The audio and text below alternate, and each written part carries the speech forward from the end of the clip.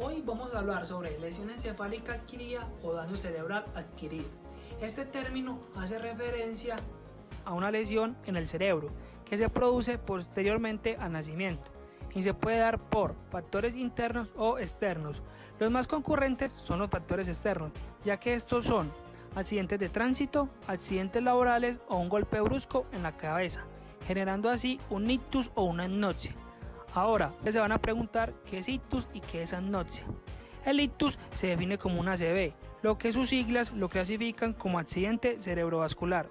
Eso se caracteriza por la interrupción repentina del flujo sanguíneo en una zona del cerebro. Una de las causas más comunes de la ACV son las hemiplejías. La anoxia se define como la ausencia de aporte sanguíneo a los tejidos. Las secuelas que deja esta patología pueden variar según el área afectada del cerebro, las cuales son control motor, anomalías en la percepción, alteraciones físicas, nivel de alerta, recepción de la información, comunicación, cognición, emociones y actividades de la vida diaria. Ahora, les traigo un dato estadístico que el 44% de las personas que sobreviven a un ictus desarrollan una discapacidad grave por el daño resultante.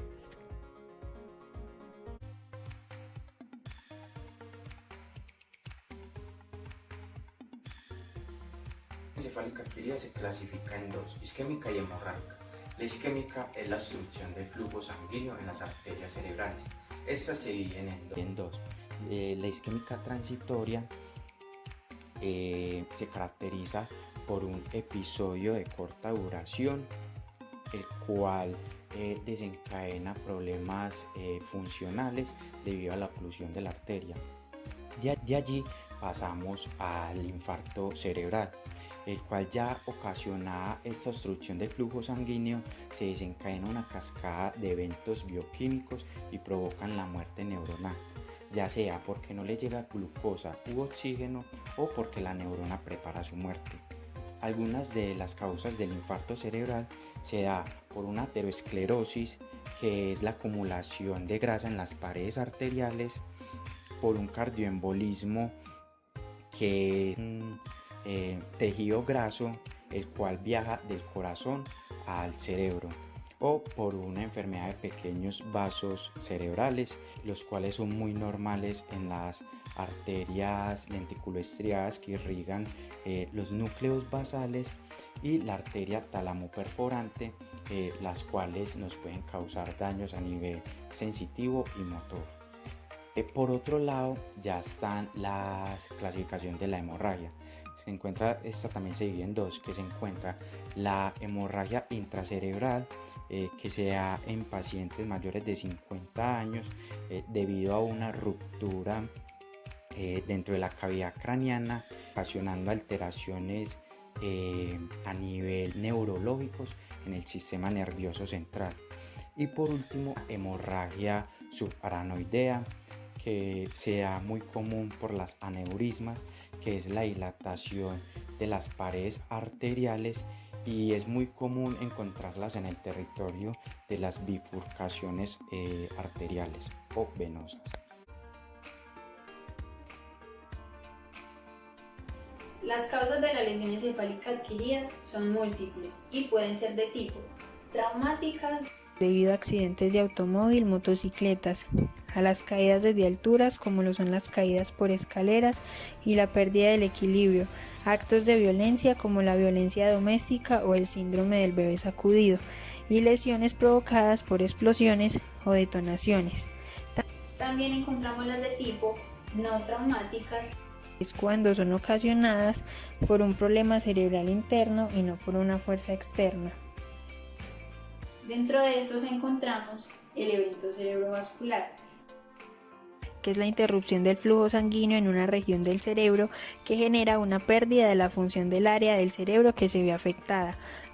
Adopta básicamente dos modalidades. La primera, el accidente isquémico, que es la obstrucción del flujo sanguíneo cuya causa es la creación de placas arterioscleróticas, y la embolia cerebral, que es la oclusión de un vaso encefálico a causa de un émbolo, representado por un coágulo sanguíneo, graso o gaseoso, casi siempre resultante de enfermedades cardíacas. Como segundo, encontramos el accidente hemorrágico.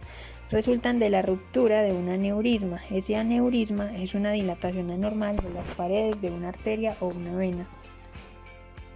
Dentro de estos también encontramos a los traumatismos cráneoencefálicos, que están caracterizados por la absorción brusca de gran cantidad de energía cinética, es decir, por efectos de aceleración y desaceleración. Este conjunto de lesiones suele verse acompañada por la formación de un edema cerebral, que es una acumulación de líquidos, y la consecuente pérdida de conciencia o lo que se conoce como estado de coma. Ambos son marcadores principales para establecer la severidad del daño cerebral. Existen diferentes criterios para distinguir a los TEC. Por ejemplo, si se trata de un traumatismo abierto, hablamos de una fractura y de una penetración del cráneo. Si es un traumatismo cerrado, es porque no hay fractura del cráneo. Si existe solo el efecto conmocional, es debido a las fuerzas de aceleración y desaceleración provocadas por el impacto. Y ya si se presenta una contusión es porque hay una lesión traumática del tejido cerebral y desgarramiento axonal.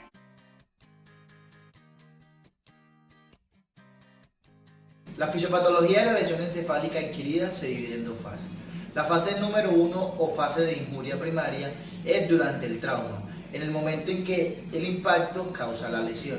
Y la fase número 2 es la fase de injuria secundaria que se da después del trauma, o sea, post-trauma. Inmediatamente producida la lesión encefálica adquirida, el consumo metabólico de oxígeno cerebral disminuye constantemente. Por otro lado, el flujo sanguíneo cerebral se comporta de forma variable según la indemnidad de la autorregulación cerebral.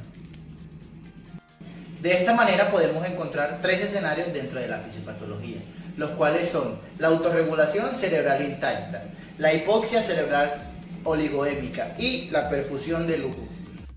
Autorregulación cerebral intacta. Esto significa que disminuirá el flujo sanguíneo cerebral y la entrega cerebral de oxígeno. En igual proporción a la disminución del consumo metabólico de oxígeno cerebral, el coeficiente de extracción cerebral de oxígeno permanecerá constante y la saturación bulboyugular se encontrará en rangos relativamente normales. Hipoxia cerebral oligoémica o perfusión límite. En general ocurre dentro de las primeras 6 horas después del trauma, en un 13% de los pacientes. Hay un desacoplamiento entre el consumo metabólico de oxígeno cerebral y la autorregulación, ya sea focal o global.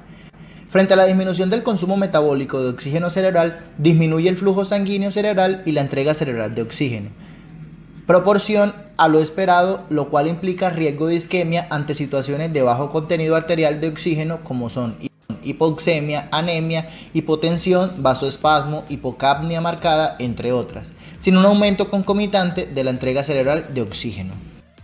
En la perfusión de lujo, el flujo sanguíneo cerebral aumenta y la entrega cerebral de oxígeno por hiperemia cerebral reactiva sin un aumento concomitante del consumo metabólico de oxígeno cerebral, favoreciendo al edema cerebral y el aumento de la presión intracraneana.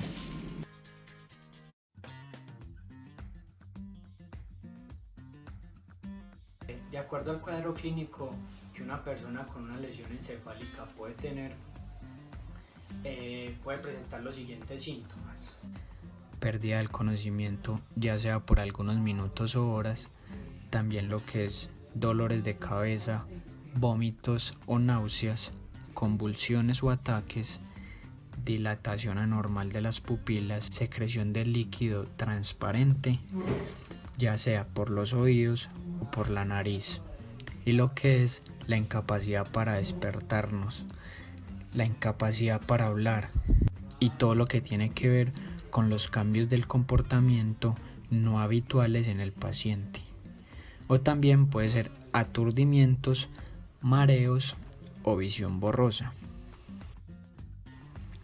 Por otro lado, si presentamos unos daños en las arterias como lo son la arteria vertebral, la arteria cerebral anterior o la arteria basilar, los síntomas que podemos relacionar con estos daños arteriales serían lo que son los dolores de cabeza, náuseas, el vértigo, alteraciones para el habla, cambios de la personalidad y también lo que es las alteraciones visuales.